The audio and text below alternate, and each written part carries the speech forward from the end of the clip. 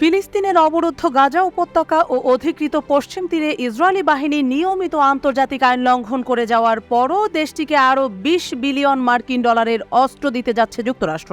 মঙ্গলবার মার্কিন পররাষ্ট্রমন্ত্রী অ্যান্টনি ব্লিংকেন এই অস্ত্র বিক্রির অনুমোদন দেন বলে দেশটির পররাষ্ট্র দপ্তর থেকে জানানো হয়েছে। খবর আল জাজিরার। যুক্তরাষ্ট্র মধ্যপ্রাচ্যের সবচেয়ে ঘনিষ্ঠ মিত্র ইসরায়েলকে যেসব অস্ত্র বিক্রির অনুমোদন দিয়েছে তার মধ্যে অন্যতম হল tank, air to air missile ও কয়েক ডজন যুদ্ধবিমান। এক বিবৃতিতে পেন্টাগন জানায়, ব্লিংকেন F-15 জেট এবং প্রায় ১৯ বিলিয়ন মূল্যের সরঞ্জামের সম্ভাব্য বিক্রি অনুমোদন করেছে। তিনি প্রায় $৭৭ মিলিয়ন মূল্যের ট্যাঙ্ক কার্ট্রিজ এবং $৫৮৩ মিলিয়ন মূল্যের সেনাবাহিনীর যানের সম্ভাব্য বিক্রিও অনুমোদন করেছেন। মার্কিন পররাষ্ট্র দপ্তর আরও জানিয়েছে, ইসরায়েলের নিরাপত্তার জন্য যুক্তরাষ্ট্র প্রতিশ্রুতিবদ্ধ। শক্তিশালী ও সদা প্রস্তুত আত্মরক্ষার সক্ষমতা বাড়ানোর জন্য ইসরায়েলকে সহায়তার বিষয়টি মার্কিন জাতীয় স্বার্থের জন্য অত্যাবশ্যক। যুক্তরাষ্ট্রের পক্ষ থেকে এই ঘোষণা এমন এক সময়ে এলো যখন হামাস ও হেজবুল্লাহর সিনিয়র নেতাদের হত্যার দায়ে ইসরায়েলের উপর প্রতিশোধ নিতে হুমকি দিয়ে রেখেছে ইরান ও লেবানন ভিত্তিক প্রতিরোধ যোদ্ধা দল হিজবুল্লাহ। ইরান ও ইরানের মিত্রদের হুমকি ঘিরে মধ্যপ্রাচ্যে এখন বড় ধরনের যুদ্ধ বেঁধে যাওয়ার আশঙ্কা করা হচ্ছে। মার্কিন যুক্তরাষ্ট্র বলেছে, তারা মধ্যপ্রাচ্যে যুদ্ধ ছড়িয়ে পড়া এড়াতে কাজ করছে। মঙ্গলবার প্রেসিডেন্ট জো বাইডেন বলেছেন, গাজায় যুদ্ধ শেষ করার জন্য একটি যুদ্ধবিরতি চুক্তিতে পৌঁছালে ইসরায়েলে ইরানের হামলা এড়ানো যেতে পারে। বেশ কয়েক মাস ধরেই যুক্তরাষ্ট্র গাজায় যুদ্ধবিরতির কথা বলে আসছে। এজন্য তারা ইসরায়েলের প্রধানমন্ত্রী বেনিয়ামিন নেতানিয়াহুকে প্রকাশ্যে ক্রমাগত আহ্বান জানাচ্ছিল। এতে আন্তর্জাতিক মানবাধিকার সংগঠনগুলো গাজায় মানবিক সংকট সমাধানের আশা দেখছিল। কিন্তু ইসরায়েলি বাহিনী আন্তর্জাতিক আইন লঙ্ঘন করে গাজা এবং অধিকৃত পশ্চিম তীরে হামলা আরও জোরদার করে। চলতি সপ্তাহে একটি স্কুলে তাদের হামলায় শতাধিক নিহত হয়। এর মধ্যে আবার নতুন অস্ত্র পেতে যাচ্ছে তারা।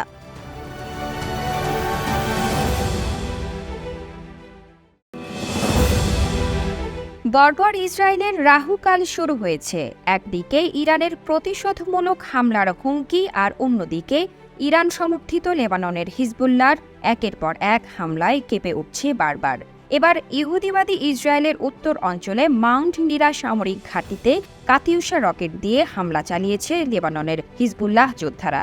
গতকাল মঙ্গলবার সন্ধ্যায় হিজবুল্লাহ এক বিবৃতিতে এই তথ্য জানিয়েছে। হিজবুল্লাহ বলেছে, ফিলিস্তিনিদের প্রতি সমর্থন ও সংহতি প্রকাশ করার জন্য তারা ইহুদিবাদী ইসরায়েলের সামরিক ঘাঁটিতে এই হামলা চালিয়েছে।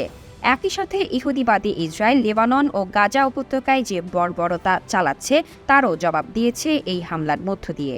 এর আগের দিনও হিজবুল্লাহ ইসরায়েলের উত্তর অঞ্চলে সেনা সদর দপ্তরে ব্যাপকভাবে রকেট হামলা চালায়। ইসরায়েলের ক্ষেপণাস্ত্র প্রতিরক্ষা ব্যবস্থা আয়রন ডোম সে সমস্ত ক্ষেপণাস্ত্র ভূপাতিত করতে ব্যর্থ হয়। গত ৭ অক্টোবর থেকে ইহুদিবাদী ইসরায়েল ফিলিস্তিনের গাজা উপত্যকায় বর্বর আগ্রাসন ও গণহত্যা চালিয়ে আসছে। ইসরায়েলি এই হামলায় হাসপাতাল, স্কুল, শরণার্থী শিবির, মসজিদ, গির্জাসহ হাজার হাজার ভবন ক্ষতিগ্রস্ত বা ধ্বংস হয়ে গেছে। এতে করে উপত্যকাটিতে নিহতের মোট সংখ্যা প্রায় ৪০,০০০-এ পৌঁছেছে। এর জবাবে হিজবুল্লাহ যোদ্ধারাও প্রায় প্রতিদিন ইসরায়েলের বিরুদ্ধে হামলা চালাচ্ছে। হিজবুল্লাহ বারবার বলেছে, ইহুদিবাদী ইসরায়েল যতক্ষণ পর্যন্ত গাজা উপত্যকায় আগ্রাসন বন্ধ না করবে ততক্ষণ তারাও ইসরায়েলের বিরুদ্ধে হামলা অব্যাহত রাখবে।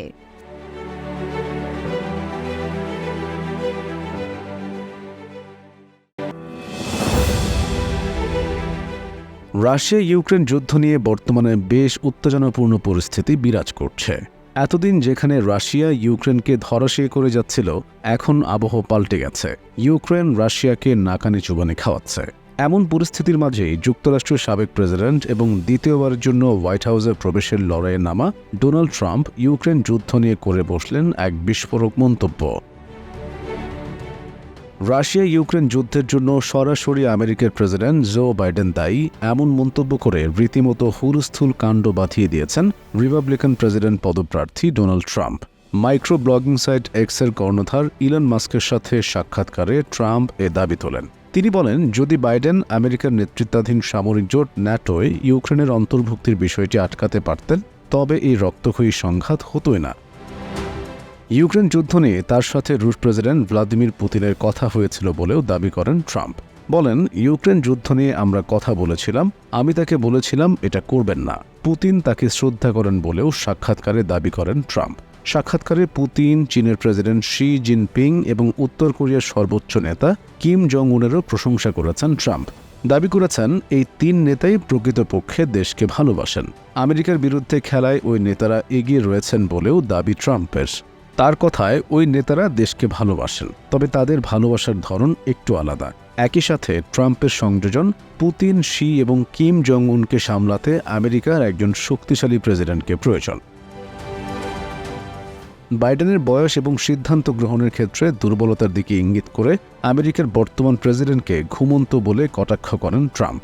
দাবি করেন, তার সাথে টেলিভিশন বিতর্কে শোচনীয় পরাজয়ের জেরেই প্রেসিডেন্ট নির্বাচনের লড়াই থেকে সরে যেতে বাধ্য হয়েছেন বাইডেন। উল্লেখ্য যে ট্রাম্প এর আগেও প্রেসিডেন্ট বাইডেনকে কটাক্ষ করে উস্কানিমূলক মন্তব্য ছুড়েছেন। যেমন তিনি একবার খুব জোর গলায় বলেছিলেন, আমি ক্ষমতায় থাকলে কখনোই ইউক্রেন ইস্যু হতো না। সোমবার যান্ত্রিক ত্রুটির কারণে নির্ধারিত সময়ের প্রায় 40 মিনিট পরে ট্রাম্পের সাক্ষাৎকার সম্প্রচারিত হওয়া শুরু হয়। অতীতে ডেমোক্র্যাট দলের সমর্থক মাস্ক আমেরিকার প্রেসিডেন্ট নির্বাচনে প্রকাশ্যই রিপাবলিকান ট্রাম্পের পক্ষ নিয়েছেন। ট্রাম্পের প্রচারে মোটা অঙ্কের টাকাও ঢেলেছেন এই ধনকুবের।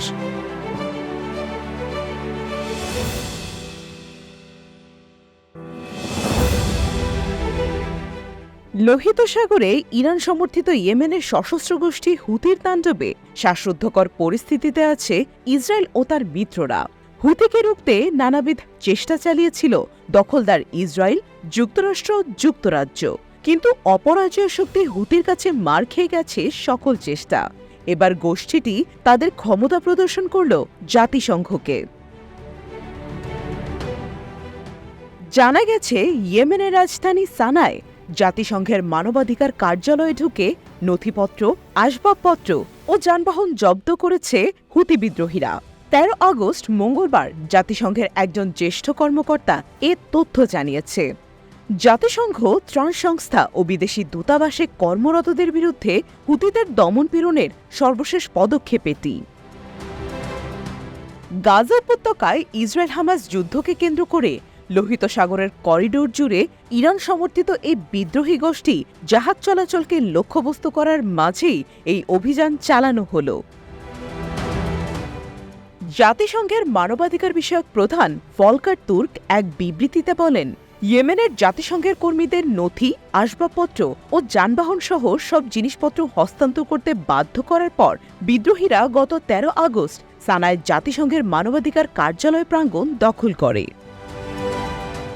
হুতিদের প্রাতিষ্ঠানিক নাম উল্লেখ করে তুর্ক বলেন, আনসারুল্লাহ বাহিনীকে অবশ্যই জাতিসংঘ মানবাধিকার কার্যালয় প্রাঙ্গণ ত্যাগ করে অবিলম্বে সব সম্পদ ও মালামাল ফেরত দিতে হবে।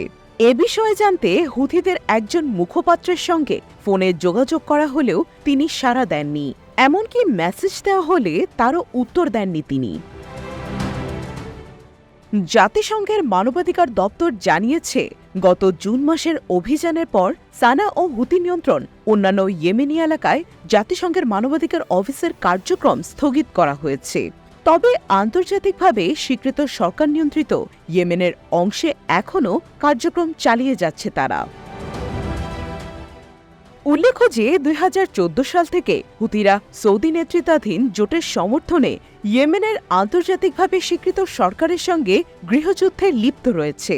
তারা দেশটির রাজধানী সানা ও উত্তরাঞ্চলের বেশিরভাগ অঞ্চল নিয়ন্ত্রণে নিয়েছে। ইয়েমেনের যুদ্ধে সৈনিক ও বেসামরিক নাগরিক সহ 1.5 লাখেরও বেশি মানুষ নিহত হয়েছে। যুদ্ধের সময় বিদ্রোহীরা হাজার হাজার মানুষকে বন্দী করে। সাম্প্রতিক মাসগুলোতে তারা দেশটির ভিন্ন মতাবলম্বীদের ওপর দমনপীড়ন জোরদার করেছে, যার পরিপ্রেক্ষিতে সম্প্রতি 44 জনকে মৃত্যুদণ্ড দেয়া হয়েছে বলে জানা গেছে।